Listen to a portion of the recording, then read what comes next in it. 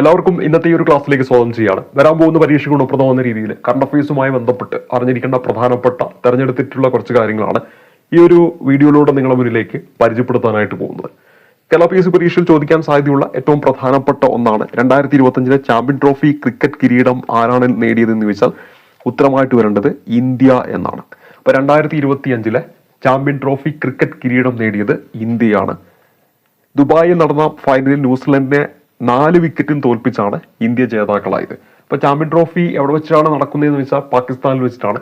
എന്നാൽ ഇന്ത്യയിലെ മത്സരങ്ങൾ നടന്നത് ദുബായിൽ വെച്ചിട്ടാണ്. അപ്പൊ ദുബായിൽ നടന്ന ഫൈനലിൽ ന്യൂസിലൻഡിനെയാണ് ഇന്ത്യ പരാജയപ്പെടുത്തിയത്. അപ്പൊ ഏത് ടീമിനെയാണ് ഇന്ത്യ പരാജയപ്പെടുത്തിയതെന്ന് വെച്ചാൽ ന്യൂസിലൻഡിനെയാണ്. 4 വിക്കറ്റിനാണ് ഇന്ത്യ പരാജയപ്പെടുത്തിയത്. ചാമ്പ്യൻ ട്രോഫിയിൽ ഇന്ത്യ എത്രാം തവണയാണ് കിരീടം ഉയർത്തുന്നത് എന്ന് ചോദിച്ചാൽ ഉത്തരമായിട്ട് വരേണ്ടത് 3-ാം തവണയാണ്. ആരായിരുന്നു ഇന്ത്യൻ ക്രിക്കറ്റ് ടീമിന്റെ ക്യാപ്റ്റൻ എന്ന് ചോദിച്ചാൽ രോഹിത് ശർമ്മയാണ്. അപ്പൊ 2025 ചാമ്പ്യൻ ട്രോഫി ക്രിക്കറ്റ് കിരീടം ഇന്ത്യക്ക് ദുബായിൽ നടന്ന ഫൈനലിൽ ന്യൂസിലൻഡിനെ 4 വിക്കറ്റിന് തോൽപ്പിച്ചാണ് ഇന്ത്യ ജേതാക്കളായത്. ചാമ്പ്യൻ ട്രോഫിയിൽ ഇന്ത്യയുടെ 3-ാമത്തെ കിരീടമാണ് തുടങ്ങിയ കാര്യങ്ങൾ ഓർക്കുക. എവിടെ വെച്ചിട്ടാണ് നടന്നതെന്ന് വെച്ചാൽ പാകിസ്ഥാനിലാണ്. അതേസമയത്ത് ഇന്ത്യയുടെ മത്സരങ്ങൾ നടന്നത് ദുബായിൽ വെച്ചിട്ടാണെന്ന കാര്യം കൂടി ഓർത്തിരിക്കണം. ഇനി അടുത്തതിലേക്ക് വരാം. രഞ്ജി ട്രോഫി കിരീടം വിദർഭയ്ക്ക് ലഭിച്ചിരിക്കുകയാണ്. ഫൈനലില് കേരളത്തിനെതിരെ 1-ാം ഇന്നിംഗ്സിൽ നേടിയ 37 റൺസിന്റെ ലീഡാണ് വിദർഭ ജേതാക്കളായത്. ഇത്തവണ രഞ്ജി ട്രോഫിയിൽ ഏറ്റവും കൂടുതൽ റൺസ് നേടിയത് യഷ് റത്തോഡും ഏറ്റവും കൂടുതൽ വിക്കറ്റ് നേടിയത് ഹർഷ ദുബെയുമാണ് എന്ന കാര്യം ഓർത്തിരിക്കുക. അപ്പോൾ കേരളം ആദ്യമായിട്ടാണ് രഞ്ജി ട്രോഫിന്റെ ഫൈനലിൽ എത്തിയിരിക്കുന്ന ഒരു പ്രത്യേകതയൊക്കെ ഈ രഞ്ജി ട്രോഫിക്ക് ഉണ്ടായിരുന്നു. അപ്പൊ രഞ്ജി ട്രോഫി കിരീടം ആർക്കാണ് ലഭിച്ചിരിക്കുന്നതെന്ന് വെച്ചാൽ ഉത്തരമായിട്ട് വരേണ്ടത് വിദർഭയാണ്. അപ്പൊ രഞ്ജി ട്രോഫി കിരീടം വിദർഭയ്ക്കാണ്. ഫൈനലിൽ ആരെയാണ് വിദർഭ പരാജയപ്പെടുത്തിയത്? കേരളത്തെയാണ് പരാജയപ്പെടുത്തിയത്. കേരളത്തിനെതിരെ 1-ാം ഇന്നിംഗ്സിൽ നേടിയ 37 റൺസിന്റെ ലീഡാണ് വിദർഭ ജേതാക്കളായത്. ഇത്തവണ രഞ്ജി ട്രോഫിയിൽ ഏറ്റവും കൂടുതൽ റൺസ് നേടിയതാരെന്ന് ചോദിച്ചാൽ യഷ് റത്തോഡാണ്. ഏറ്റവും കൂടുതൽ വിക്കറ്റ് നേടിയതാരെന്ന് ചോദിച്ചാൽ ഹർഷ ദുബെയാണെന്ന് ഈ കാര്യങ്ങളൊന്ന് ഓർത്തിരിക്കുക. ഏറ്റവും പുതിയ റിപ്പോർട്ടുകൾ പ്രകാരം 274 ഉപഗ്രഹങ്ങളുള്ള ശനിയാണ് ശൗര്യയുദ്ധത്തിലെ ഏറ്റവും അധികം ഉപഗ്രഹങ്ങളുള്ള ഗ്രഹം എന്ന് പറയുന്നത്. അപ്പൊ ഏറ്റവും കൂടുതൽ ഉപഗ്രഹങ്ങളുള്ള ഗ്രഹം ചോദിക്കുകയാണെങ്കിൽ ഉത്തരമായിട്ട് വരേണ്ടത് ശനി ഗ്രഹമാണ്. എത്ര ഉപഗ്രഹമാണ്? 274 ഉപഗ്രഹങ്ങളാണ് ശനി ഗ്രഹത്തിന് ഉള്ളത്. അന്താരാഷ്ട്ര ഒളിമ്പിക് കമ്മിറ്റിയുടെ അധ്യക്ഷയായിട്ട് ക്രിസ്റ്റി കവൻട്രി തിരഞ്ഞെടുക്കപ്പെട്ടു. വരാൻ പോകുന്ന പരീക്ഷയിൽ ചോദിക്കാൻ സാധ്യതയുള്ള ഏറ്റവും പ്രധാനപ്പെട്ട ഒരു ചോദ്യമാണ്. അന്താരാഷ്ട്ര ഒളിമ്പിക് കമ്മിറ്റിയുടെ നിലവിലെ അധ്യക്ഷയായിരുന്നു ചോദിച്ചാൽ ഉത്തരമായിട്ട് വരേണ്ട ക്രിസ്റ്റി കവൻട്രിയാണ്. അവരുടെ ഒരു പ്രത്യേകത എന്ന് പറഞ്ഞാൽ ഈ സ്ഥാനത്തെത്തുന്ന ആദ്യ വനിതയാണ്.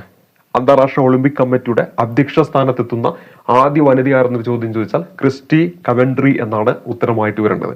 നിലവിൽ അന്താരാഷ്ട്ര ഒളിമ്പിക് കമ്മിറ്റിയുടെ അധ്യക്ഷയായിരുന്നു ചോദിച്ചാൽ ക്രിസ്റ്റി കവൻട്രി.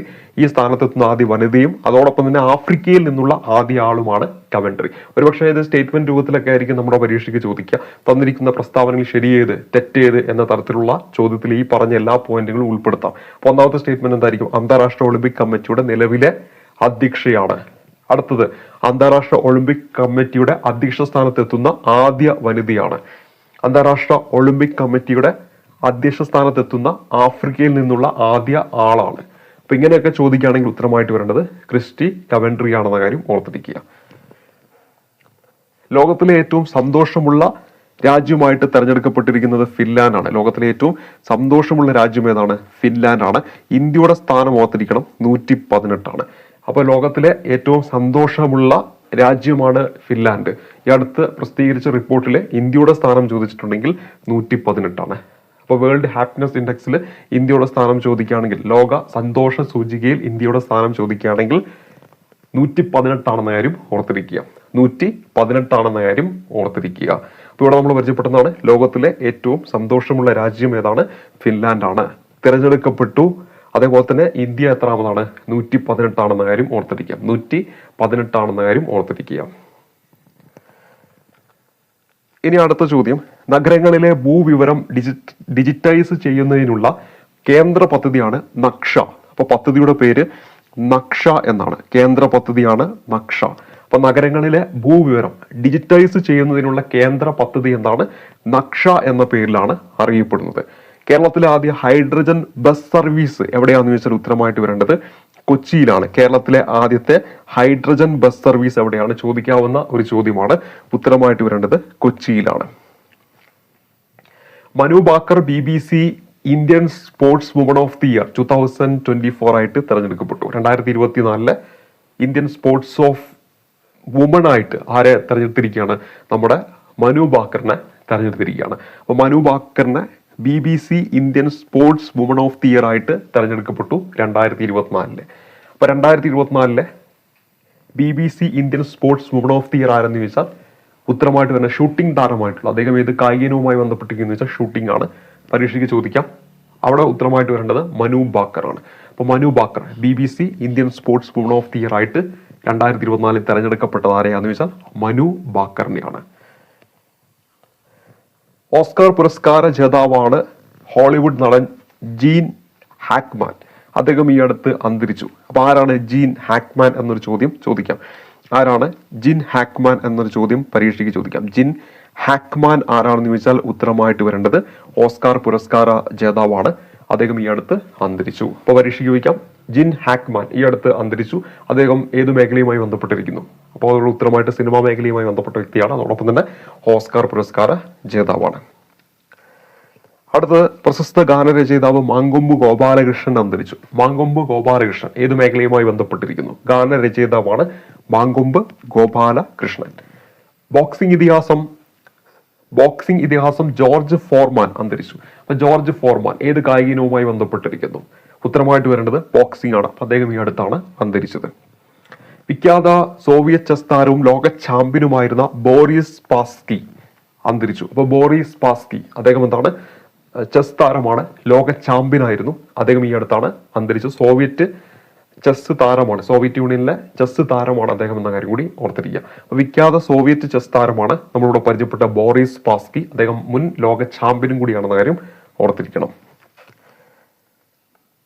ഇനി വളരെ ഇമ്പോർട്ടൻ്റ് ആയിട്ട് ചോദിക്കാവുന്നതാണ്, ഇന്ത്യയിലെ ആദ്യത്തെ സംസ്ഥാന PSC മ്യൂസിയം എവിടെയാണെന്ന് ചോദിച്ചാൽ നമ്മുടെ കേരളത്തിലാണ്. കേരളത്തിലെവിടെയാണ്? തിരുവനന്തപുരത്തെ കേരള പബ്ലിക് സർവീസ് കമ്മീഷൻ ആസ്ഥാന ഓഫീസിലാണ് നമ്മുടെ ബഹുമാനപ്പെട്ട മുഖ്യമന്ത്രി പിണറായി വിജയൻ സാറ് ഉദ്ഘാടനം ചെയ്തിരിക്കുന്ന കാര്യം ഓർത്തിരിക്കാം. അടുത്തത് സൗദി അറേബ്യയിലെ റിയാദാണ് 2027 നടക്കുന്ന പ്രഥമ ഒളിമ്പിക്സ് സ്പോർട്സ് ഗെയിംസിന് വേദിയാവുന്നത്. ഇലക്ട്രോണിക് സ്പോർട്സ് അതിന് വേദിയാവുന്നത് എവിടെയാണെന്ന് വെച്ചാൽ ഉത്തരമായിട്ട് വരേണ്ടത് സൗദി അറേബ്യയാണ്. അപ്പോൾ എവിടെയാണ്? Saudi Arabia. ഓർത്തിരിക്കുക, സൗദി അറേബ്യയിലെ റിയാദിൽ വെച്ചിട്ടാണ്. ഏത് വർഷമാണ്? 2027 2027 നടക്കുന്ന പ്രഥമ ഒളിമ്പിക്സ്, ആദ്യമായിട്ട് നടക്കുന്ന പ്രഥമ ഒളിമ്പിക്സ് സ്പോർട്സ് ഗെയിംസിന് വേദിയാവുന്നത്. അപ്പോൾ ഇവിടെ നമ്മൾ പരിചയപ്പെട്ടു സൗദി അറേബ്യ റിയാദ് 2027 ആദ്യമായിട്ട് നടക്കുന്ന ഒളിമ്പിക്സ് സ്പോർട്സിന് വേദിയാകുന്നു എന്ന കാര്യം ഓർത്തിരിക്കുക. ഹണി ബെഞ്ചമിൻ കൊല്ലം കോർപ്പറേഷൻ മേയറായിട്ട് തെരഞ്ഞെടുക്കപ്പെട്ടു. ഹണി ബെഞ്ചമിൻ പുതുതായിട്ട് ഏത് കോർപ്പറേഷന്റെ മേയറായിട്ടാണ് തെരഞ്ഞെടുക്കപ്പെട്ടത്? കൊല്ലം കോർപ്പറേഷന്റെ മേയറായിട്ടാണ് തെരഞ്ഞെടുത്തത്. ഹണി ബെഞ്ചമിൻ കൊല്ലം കോർപ്പറേഷൻ മേയറായിട്ട് തെരഞ്ഞെടുക്കപ്പെട്ടു. ഇനി അടുത്ത securities and exchange board of India SEBI, ഇതിന്റെ ചെയർമാനായിട്ട് തുഹിൻ കാന്ത പാണ്ഡ നിയമിച്ചു. ഇത് വളരെ ഇമ്പോർട്ടൻ്റ് ആണ്. അപ്പോൾ ഇവിടെ പരീക്ഷയ്ക്ക് ഇങ്ങനെയുള്ള മാറ്റങ്ങൾ വരുമ്പോൾ, പ്രത്യേകിച്ച് സെബി പോലുള്ള വളരെ പ്രധാനപ്പെട്ട സ്ഥാപനങ്ങളിലെ മാറ്റങ്ങൾ വരുമ്പോൾ അത് ചോദ്യമായിട്ട് വരാറുണ്ട്. അപ്പോൾ സെബിയുടെ ചെയർമാൻ ആരെന്ന് ചോദിച്ചാൽ തുഹിൻ കാന്ത പാണ്ഡെയാണ്. ആരാണ് സെബിയുടെ ചെയർമാൻ? തുഹിൻ കാന്ത പാണ്ഡെയാണെന്ന കാര്യം ഓർത്തിരിക്കുക. അപ്പോൾ ആരാണ് SEBI, securities exchange board of ഇന്ത്യയുടെ ചെയർമാൻ എന്ന് ചോദിച്ചാൽ തുഹിൻ കാന്ത പാണ്ഡെയാണ്. തുഹിൻ കാന്ത പാണ്ഡെയാണെന്ന കാര്യം ഓർക്കുക. അത് ഓർത്തിരിക്കാൻ വേണ്ടി ചെറിയൊരു ടിപ്പ് പറഞ്ഞുതരാം. അതെ, സെക്യൂരിറ്റി അല്ലെ, സംരക്ഷണം കൊടുക്കുക, സെക്യൂരിറ്റി എന്ന് പറയുമ്പോൾ അതല്ലേ. അപ്പോൾ ഇവിടെ നമുക്ക് കാന്ത, കാക്കുക, ആ ഒരു അർത്ഥത്തിലുമില്ലേ, കാത്തു സൂക്ഷിക്കുക, സെക്യൂരിറ്റി കാത്തു സൂക്ഷിക്കുക, കാന്ത, ആ ഒരു രീതി വേണമെങ്കിൽ ഒന്ന് ഓപ്ഷനിലൂടെ പോയിട്ട് ഒന്ന് കണക്ട് ചെയ്ത് പഠിക്കാം. തുഹിൻ കാന്ത പാണ്ഡെ എന്ന പേര് ഓർത്തിരിക്കുക. അടുത്തതും വളരെ ഇമ്പോർട്ടൻ്റ് ആണ്. സ്പൈസസ് ബോർഡ് ചെയർപേഴ്സണായിട്ട് അഡ്വക്കേറ്റ് സംഗീത വിശ്വനാഥിനെ തെരഞ്ഞെടുക്കുന്നു. അപ്പോൾ ആരാണ് സ്പൈസസ് ബോർഡിന്റെ ചെയർപേഴ്സൺ എന്ന് ചോദിച്ചാൽ സംഗീത വിശ്വനാഥനാണെന്ന കാര്യം ഓർത്തിരിക്കുക. ആരാണ് സ്പൈസസ് ബോർഡ് ചെയർപേഴ്സൺ? സംഗീത വിശ്വനാഥനാണ്. ഇനി അടുത്ത് കടമനിട്ട രാമകൃഷ്ണ പുരസ്കാരം ഡോക്ടർ M ലീലാവതിക്ക് 55,555 രൂപയും ഫലകവും പ്രശസ്തി പത്രവും അടങ്ങുന്നതാണ് പുരസ്കാരം. അപ്പോൾ ഇവിടെ കടമനിട്ട രാമകൃഷ്ണ പുരസ്കാരം ലഭിച്ച ആർക്കാണ്? Doctor M ലീലാവതിക്കാണ്. അപ്പോൾ നമ്മൾ പരിചയപ്പെട്ടതാണ് കടമനിട്ട രാമകൃഷ്ണ പുരസ്കാരം ലഭിച്ചത് ഡോക്ടർ M ലീലാവതിക്കാണ്. 55,555 രൂപയാണ് അതിന്റെ സമ്മാന തുക. എറണാകുളം ജില്ലാ കളക്ടർ NSK ഉമേഷ് ഇക്കൊല്ലത്തെ മികച്ച കളക്ടർക്കുള്ള റവന്യൂ അവാർഡിന് അർഹനായി. അപ്പോൾ റവന്യൂ അവാർഡ് പ്രഖ്യാപിച്ചു. അതിൽ മികച്ച കളക്ടറായിട്ട് തിരഞ്ഞെടുത്തത് എറണാകുളം ജില്ലാ കളക്ടറായിട്ടുള്ള NSK ഉമേഷിനെയാണ്. ആരെയാണ്? NSK ഉമേഷ്. NSK ഉമേഷിനെയാണ് ഈ കൊല്ലത്തെ മികച്ച കളക്ടറായിട്ട് റവന്യൂ അവാർഡ് പ്രഖ്യാപിച്ചപ്പോൾ തെരഞ്ഞെടുത്തത്. സ്വീഡന്റെ അർമാൻഡ് ഡുപ്ലാൻഡീസിന് പോൾ വാൾട്ടിൽ 11ാം തവണയും ലോക റെക്കോർഡ് എന്നാണ് അടുത്ത വാർത്ത. അപ്പോൾ പരീക്ഷയ്ക്ക് ചോദിക്കാം, ആരാണ് ഈ പറയുന്ന അർമാൻഡ് ഡുപ്ലാൻറ്റീസ് എന്ന് ചോദിച്ചാൽ ഉത്തരമായിട്ട് വരേണ്ടത് സ്വീഡന്റെ പോൾ വാൾട്ട് താരമാണ്. അപ്പോൾ 11ാം തവണയും ലോക റെക്കോർഡ് സൃഷ്ടിച്ച സ്വീഡന്റെ പോൾ വാൾട്ട് താരമാരെന്ന് ചോദിച്ചാൽ ഉത്തരം അർമാൻഡ് ഡുപ്ലാൻറ്റീസ് എന്ന പേരാണ് ഓർത്തിരിക്കേണ്ടത്. അർമാൻഡ് ഡുപ്ലാൻറ്റീസ്. അപ്പോൾ ഇവിടെ എന്താണ് ഓർത്തിരിക്കാൻ ചെറിയൊരു സിമ്പിൾ ടിപ്പ് പറഞ്ഞുതരാം. അർമാൻഡ്, അത് നമ്മൾ ആരെയും മാറ്റാണ്ട് എന്ന് ഓർത്തിരിക്കുക. അർമാൻഡ്, ആരെയും മാറ്റാണ്ട്. അപ്പോൾ ഈ റെക്കോർഡ് ഇയാളുടെ കയ്യിൽ തന്നെയാണ് ഉണ്ടായിരുന്നത്. അത് വീണ്ടും ഇയാളെ തന്നെയാണ് ബ്രേക്ക് ചെയ്യുന്നത്. അപ്പോൾ അവിടെ എന്താ ആരെയും മാറ്റാണ്ട് ഇയാളെ തന്നെ ബ്രേക്ക് ചെയ്യാണ്. ആ ഒരു രീതിയിൽ ആരെയും മാറ്റാണ്ട് അർമാൻഡ്, ആരെയും മാറ്റാണ്ട് അർമാൻഡ്, അർമാൻഡ്, അർമാൻഡ്. അദ്ദേഹം ഏത് താരമാണെന്ന് ചോദിച്ചാൽ സ്വീഡന്റെ പോൾ വാൾട്ട് താരമാണ്. ഇനി അടുത്തത് Indian railway catering and tourism കോർപ്പറേഷനും ഇന്ത്യൻ റെയിൽവേ ഫിനാൻസ് കോർപ്പറേഷനും എന്ത് കിട്ടി? നവരത്ന പദവി ലഭിച്ചു. അപ്പൊ നവരത്ന സ്റ്റാൻഡേർഡ് ലഭിച്ചിരിക്കുകയാണ് നമ്മുടെ ഇന്ത്യൻ റെയിൽവേയുടെ കാറ്ററിംഗ് ആൻഡ് ടൂറിസം കോർപ്പറേഷനും ഇന്ത്യൻ റെയിൽവേയുടെ ഫിനാൻസ് കോർപ്പറേഷനും. കേരളത്തിൽ ആദ്യമായിട്ട് സ്ത്രീകൾക്കും കുട്ടികൾക്കും KSRTC ബസ്സിൽ സൗജന്യമായിട്ട് യാത്രാ സർവീസ് ആരംഭിച്ചിരിക്കുകയാണ് മലപ്പുറം ജില്ലയിലെ തൃപ്പങ്ങോട് പഞ്ചായത്ത്. അപ്പൊ തൃപ്പങ്ങോട് പഞ്ചായത്ത് മലപ്പുറം ജില്ലയിലാണ്. അവിടെ സൗജന്യമായിട്ട് സ്ത്രീകൾക്കും കുട്ടികൾക്കും KSRTC ബസ്സിൽ യാത്രാ സർവീസ് ആരംഭിച്ചിരിക്കുക. അപ്പൊ കേരളത്തിൽ ആദ്യമായിട്ട് സൗജന്യമായിട്ട് KSRTC ബസ്സിൽ യാത്രാ സർവീസ് ആരംഭിച്ചത് ഏത് പഞ്ചായത്തിലാണ്? ചോദിക്കാവുന്ന വളരെ പ്രധാനപ്പെട്ട ഒരു ചോദ്യമാണ്. ഉത്തരം തൃപ്പങ്ങോട്, മലപ്പുറം ജില്ലയിലെ പഞ്ചായത്താണ്. എവിടെയാണ്? തൃപ്രങ്ങോട്. തൃപ്രങ്ങോട് എന്ന് ഓർത്തിരിക്കാം. ആ തൃപ്രങ്ങോട് ഓർത്തിരിക്കാൻ വേണ്ടിയിട്ട് സിമ്പിളായിട്ട് ഓർത്തിരിക്കാം. ട്രിപ്പ് എന്ന് ഓർത്ത് വെച്ചാൽ മതി. KSRTC ബസ്സിൽ ഓരോ ട്രിപ്പ് പോകുമ്പോഴും സ്ത്രീകൾക്കും കുട്ടികൾക്കും ഫ്രീ ആയിട്ടാണ് സർവീസ്. അപ്പൊ ട്രിപ്പ്, ട്രിപ്പ് അങ്ങനെ ഓർത്ത് വെച്ചാൽ ട്രിപ്പ്, ട്രിപ്പ് ഏകദേശം ഒരേപോലെ നമുക്ക് പറഞ്ഞു പോകാനായിട്ട് പറ്റും. അപ്പോൾ അവിടെ എന്താണ്? തൃപ്രങ്ങോട് എവിടെയാണ്? മലപ്പുറത്താണെന്നായാലും ഓർത്തിരിക്കുക. ഇനി കേന്ദ്ര ലോ സെക്രട്ടറി ആയിട്ട് അഞ്ജു രതി റാണയെ നിയമിച്ചു. ഇന്ത്യയിലെ ആദ്യ വനിതാ നിയമ സെക്രട്ടറിയാണ് അവൾ. അപ്പോൾ ഇവിടെ വളരെ ഇമ്പോർട്ടൻ്റ് ആണ്. അപ്പോൾ ഇത് ചോദ്യമായിട്ട് ചോദിക്കാം. ഇന്ത്യയിലെ ആദ്യത്തെ വനിതാ നിയമ സെക്രട്ടറി ആയിരുന്നു ചോദിച്ചാൽ അഞ്ജു രതി റാണ എന്ന പേര് ഓർത്തിരിക്കുക. കേരള ലോ സെക്രട്ടറിയാണ് അഞ്ജു രതി റാണ എന്ന പേര് ഓർത്തിരിക്കുക. കേന്ദ്ര ലോ സെക്രട്ടറി കേട്ടോ. അപ്പൊ കേന്ദ്ര ലോ സെക്രട്ടറി, കേന്ദ്ര ലോ സെക്രട്ടറി ആയിരുന്നു ചോദിച്ചാൽ നിലവിൽ അഞ്ജു രതി റാണയാണ്. വളരെ ഇമ്പോർട്ടൻ്റ് ആയിട്ട് ഓർത്തിരിക്കണം. ആദ്യമായിട്ടാണ് കേന്ദ്ര ലോ സെക്രട്ടറി പദവിയിലേക്ക് ഒരു വനിത എത്തുന്നത്. സ്വന്തമായി ഉപഗ്രഹമുള്ള രാജ്യത്തെ ആദ്യ സംസ്ഥാനമാകാൻ ഒരുങ്ങുന്നത് ഏതാ? ചോദിക്കാവുന്ന വ്യത്യസ്തമായിട്ടുള്ള ചോദ്യമാണ്. ആസാമാണ്. സ്വന്തമായിട്ട് ഉപഗ്രഹമുള്ള രാജ്യത്തെ തന്നെ ആദ്യത്തെ സംസ്ഥാനമാകാൻ ഒരുങ്ങുന്നത് ആസാമാണ്. 1925 മാർച്ച് 12 മഹാത്മാഗാന്ധിയും ശ്രീനാരായണ ഗുരുവും വർക്കല ശിവഗിരി മഠത്തിൽ വെച്ച് കൂടിക്കാഴ്ച നടത്തിയതിന്റെ 100ാം വാർഷികം വിവിധ പരിപാടികളിലൂടെ ആചരിച്ചു. അപ്പോൾ മഹാത്മാഗാന്ധി ശ്രീനാരായണ ഗുരുവിനെ സന്ദർശിക്കുന്നത് ഏത് വർഷമാണെന്ന് ഇനി പരീക്ഷയ്ക്ക് ചോദിക്കാം. 1925 മഹാത്മാഗാന്ധിയുടെ 2ാമത്തെ സന്ദർശനം വൈക്കം സത്യാഗ്രഹവും ഒക്കെ ആയിട്ട് ബന്ധപ്പെട്ടിട്ട് ആ ഒരു സമയത്ത് മാർച്ച് 12 1925 മാർച്ച് 12 1925 മാർച്ച് 12. അപ്പൊ 2ാം സന്ദർശനം 1925 ആണെന്ന് ഓർക്കുക. പിന്നെ 2ഉം 5ഉം തമ്മിലുള്ള ഡിഫറൻസ് 3 മൂന്നാം മാസം ഓർത്തിരിക്കുക. 3നോട് 1ഉം 2ഉം അതായത് 12ാം തീയതി. 1ഉം 2ഉം 12ാം തീയതി. അപ്പോൾ ഇവിടെ ഓർത്തിരിക്കുക 1925 മാർച്ച് 12 ഗാന്ധിജി ശ്രീനാരായണ ഗുരുവിനെ സന്ദർശിക്കുന്നതിന്റെ 100ാം വാർഷികമാണ് ഈ 2025 എന്ന കാര്യം പ്രത്യേകം ഒന്ന് ഓർത്തിരിക്കുക. ലോക ജൂനിയർ ചെസ് കിരീടം ഇന്ത്യക്ക് ലഭിച്ചിരിക്കുകയാണ്. പ്രണവ് വെങ്കടേഷാണ് ഫിഡെ അണ്ടർ-20 ലോക ചാമ്പ്യൻഷിപ്പിൽ ഇന്ത്യക്ക് വേണ്ടി കിരീടം നേടി. ചോദിക്കാവുന്ന മറ്റൊരു ചോദ്യമാണ്. അപ്പൊ ലോക ജൂനിയർ ചെസ് കിരീടം നേടിയത് ആര്? ഉത്തരമായിട്ട് വരേണ്ടത് പ്രണവ് വെങ്കടേഷാണ്. ഫിഡെ അണ്ടർ-20 ലോക ചാമ്പ്യൻഷിപ്പിൽ ഇന്ത്യക്ക് വേണ്ടി കിരീടം നേടി. ഇനി വളരെ ഇമ്പോർട്ടൻ്റ് ആയിട്ടുള്ള മറ്റൊന്നാണ് 59ാമത് ജ്ഞാനപീഠ പുരസ്കാരം ആർക്കാണ് ലഭിച്ചത്? ഉത്തരമായിട്ട് വരേണ്ട ഹിന്ദി സാഹിത്യകാരനായ വിനോദ് കുമാർ ശുക്ലയ്ക്കാണ്. ഛത്തീസ്ഗഡിൽ നിന്ന് ജ്ഞാനപീഠം നേടുന്ന ആദ്യ എഴുത്തുകാരൻ എന്നൊരു പ്രത്യേകതയുണ്ട്. 11 ലക്ഷം രൂപയും ഫലകവും അടങ്ങുന്നതാണ് പുരസ്കാരം. ഇപ്പോൾ ഇവിടെ നമ്മൾ പരിചയപ്പെട്ട എന്തെല്ലാമാണ്? എത്രാമത് ജ്ഞാനപീഠ പുരസ്കാരം ഈ അടുത്ത് പ്രഖ്യാപിച്ചത്? 59ാമത്. ആർക്കാണ് ലഭിച്ചിരിക്കുന്നത്? ഉത്തരമായിട്ട് വരുന്ന വിനോദ് കുമാർ ശുക്ലയ്ക്കാണ്. അദ്ദേഹം ഏത് സാഹിത്യ മേഖലയുമായി ബന്ധപ്പെട്ട് ഹിന്ദി സാഹിത്യകാരനാണ്. അതുപോലെ ഛത്തീസ്ഗഡിൽ നിന്ന് ജ്ഞാനപീഠ പുരസ്കാരം ലഭിക്കുന്ന ആദ്യ എഴുത്തുകാരനാര്? വിനോദ് കുമാർ ശുക്ല. എത്രയാണ് ജ്ഞാനപീഠ പുരസ്കാരത്തിന് സമ്മാനത്തുക? 11 ലക്ഷം രൂപയാണ്. ഇപ്പോൾ ഇവിടെ പരീക്ഷയ്ക്ക് ഓരോ സ്റ്റേറ്റ്മെന്റ് രൂപമായിരിക്കും തരിക? 2025 ഈ ഒരു കാലഘട്ടത്തിൽ പ്രഖ്യാപിച്ച 59ാമത് ജ്ഞാനപീഠ പുരസ്കാരവുമായി ബന്ധപ്പെട്ട് തന്നിരിക്കുന്ന സ്റ്റേറ്റ്മെന്റിൽ ശരിയായിട്ടുള്ളത് ഏത്, ശരിയല്ലാത്തത് എന്ന കാര്യത്തിൽ ചോദിക്കാം. അപ്പോൾ അവിടെ ഒന്നാമത്തെ സ്റ്റേറ്റ്മെന്റ് ആയിട്ട് നൽകാം. 2025 പ്രഖ്യാപിച്ച 59ാമത് ജ്ഞാനപീഠ പുരസ്കാരം ലഭിച്ചത് വിനോദ് കുമാർ ശുക്ലയ്ക്കാണ്. വിനോദ് കുമാർ ശുക്ല ഒരു ഹിന്ദി സാഹിത്യകാരനാണ്. ഛത്തീസ്ഗഡിൽ നിന്ന് ജ്ഞാനപീഠ പുരസ്കാരം ലഭിക്കുന്ന ആദ്യത്തെ എഴുത്തുകാരനാണ്. 11 ലക്ഷം രൂപയും പ്രശസ്തി പത്രവും ഒക്കെ അടങ്ങുന്നതാണ് ജ്ഞാനപീഠ പുരസ്കാരം എന്ന് പറഞ്ഞാൽ ശരിയാണ്. ഈ പറഞ്ഞ പോയിന്റുകളെല്ലാം ഓർത്തിരിക്കുക.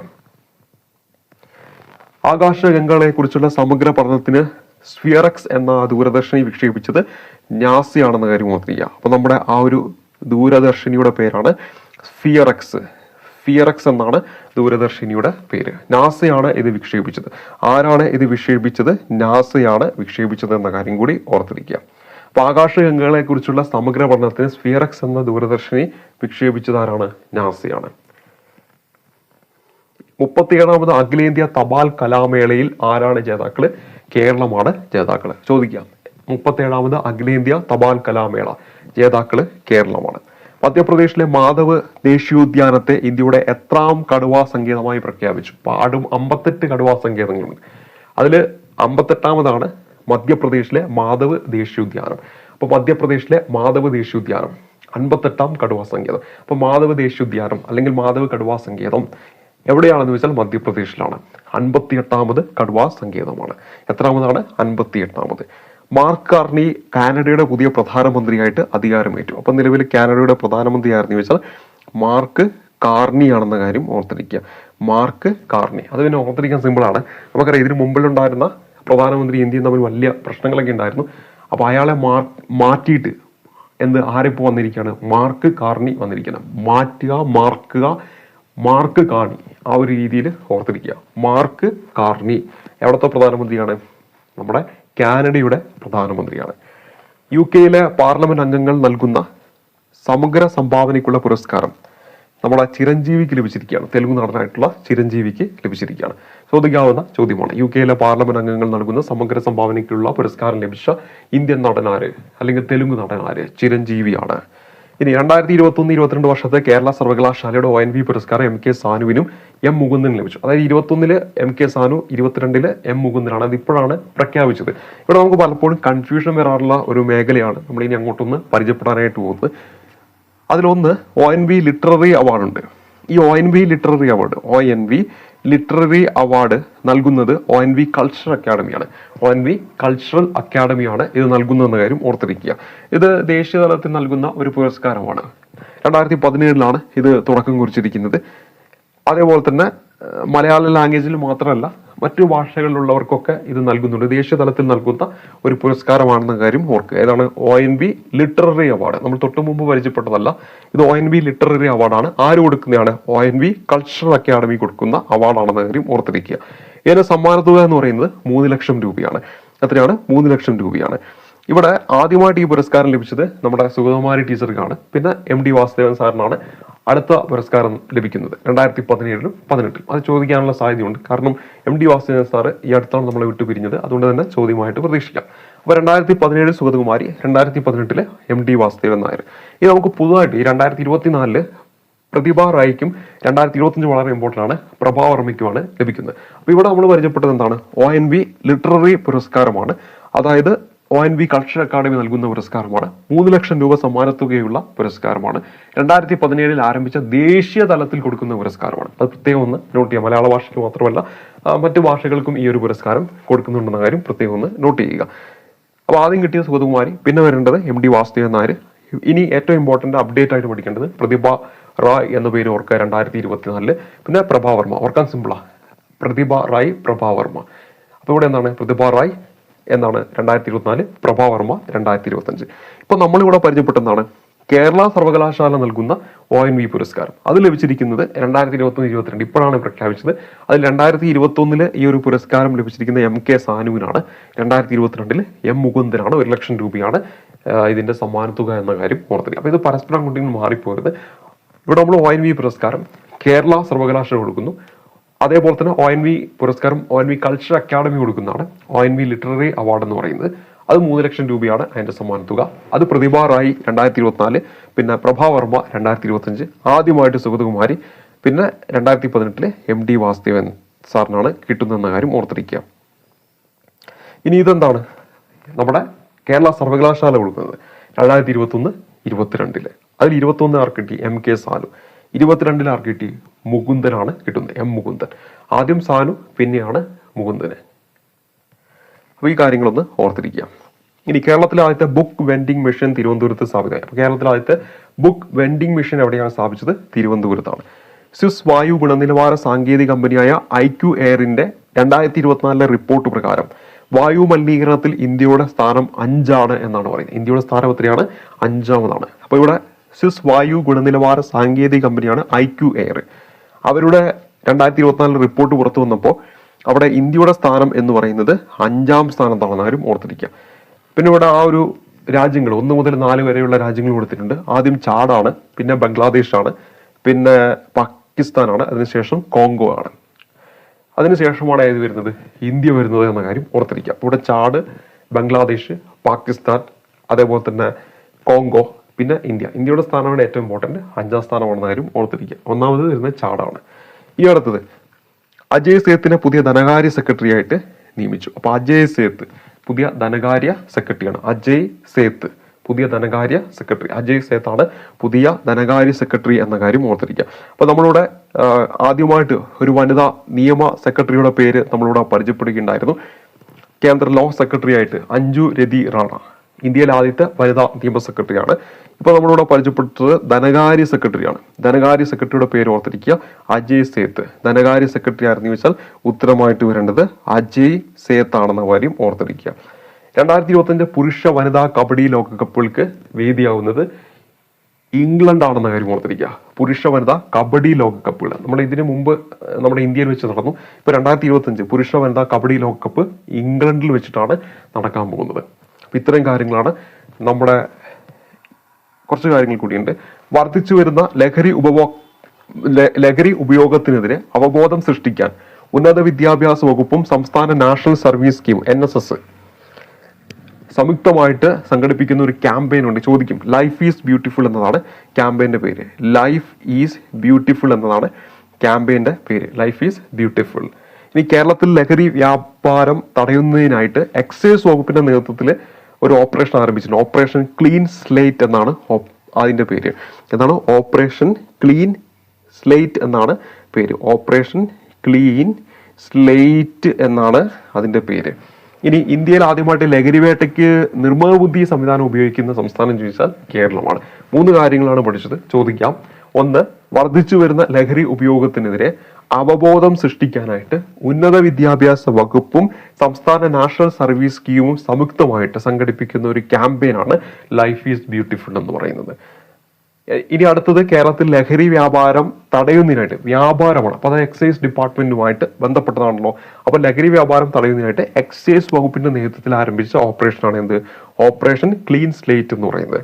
ഇനി ഇന്ത്യയിൽ ആദ്യമായിട്ട് ലഹരി വേട്ടയ്ക്ക് നിർമ്മിത ബുദ്ധി സംവിധാനം ഉപയോഗിച്ചത് എവിടെയാ? നമ്മുടെ കേരളത്തിലാണ്. അപ്പോൾ ഇത്രയും കാര്യങ്ങളാണ് ഈ ഒരു ക്ലാസ്സിൽ ഉൾക്കൊള്ളിച്ചിരിക്കുന്നത്. എല്ലാം വളരെ ഇമ്പോർട്ടൻ്റ് ആണ്. തുടർന്നുള്ള ക്ലാസ്സുകളിൽ നമ്മുടെ ഈ ഒരു റാങ്ക് മേക്കിംഗ് സീരീസിൽ തുടർന്നുള്ള ക്ലാസ്സുകളിൽ നമുക്ക് ബാക്കി കറണ്ട് അഫയേഴ്സ് കാര്യങ്ങളൊക്കെ ആയിട്ട് കണ്ടുകൊണ്ടാം. അടുത്ത ക്ലാസ് കാണുമ്പോഴേക്കും നന്ദി, നമസ്കാരം.